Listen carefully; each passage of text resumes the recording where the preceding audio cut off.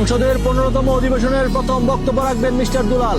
মাননীয় সদস্য, আপনার সময় 3 মিনিট।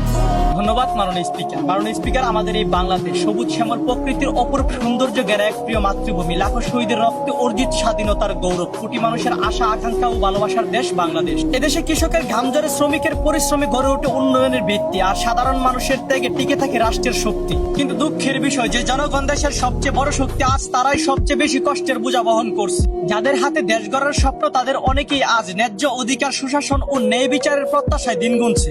স্বাধীনতার এত বছর পরেও যদি সাধারণ মানুষের মুখে স্বস্তির হাসি না ফুটে, একটি রাষ্ট্রের প্রকৃত উন্নয়ন কেবলমাত্র শুধু বড় বড় ভবন আর সেতু নয়, সাধারণ মানুষের নিরাপত্তা, ন্যায় বিচার ও সম্মানজনক জীবন নিশ্চিত করার মাধ্যম দিয়েই পরিমাপ হয়। মাননীয় স্পিকার, আজ আমি এই সংসদে সাধারণ মানুষের জীবন ও ভবিষ্যতের সাথে জড়িত কয়েকটি গুরুত্বপূর্ণ বিষয় ধাপে ধাপে তুলে ধরতে চাই। মাননীয় স্পিকার, আজ খেটে খাওয়া সাধারণ মানুষের জীবন যেন দিন দিন আরো কঠিন হয়ে উঠছে। দ্রব্যমূল্যের ঊর্ধ্বগতির কারণে বাজারে গেলে সাধারণ মানুষের চোখ কপালে উঠে যায়। মাননীয় স্পিকার, চালের দাম বেড়ে গেলে হয়তো মানুষ 1 কেজির পরিবর্তে আধা কেজি দিয়ে কোনোভাবে সংসার চালিয়ে নিতে পারে, কিন্তু ওষুধের ক্ষেত্রে তো সেই সুযোগ নেই। একজন রোগীকে চিকিৎসকের পরামর্শ অনুযায়ী যতটুকু ওষুধ প্রয়োজন ততটুকু ওষুধই কিনে খেতে হয়। দুঃখের বিষয় হলো, অনেক সময় ওষুধের গায়ে নির্ধারিত মূল্য না থাকার কারণে কিছু অসাধু ব্যবসায়ীরা ইচ্ছে মতো দাম বাড়িয়ে নেওয়ার সুযোগ পেয়ে যায়। এর সব থেকে বড় ভুক্তভোগী হচ্ছেন সাধারণ জনতা। তাই আমি সরকারের কাছে জোর দাবি জানাচ্ছি, প্রত্যেকটি ওষুধের পাতা ও প্যাকেটের মধ্যে স্পষ্টভাবে নির্ধারিত খুচরা মূল্য, বাধ্যতামূল্য করা হোক এবং কেউ অতিরিক্ত দাম নিলে তার বিরুদ্ধে কঠোর ব্যবস্থা নেওয়া হোক।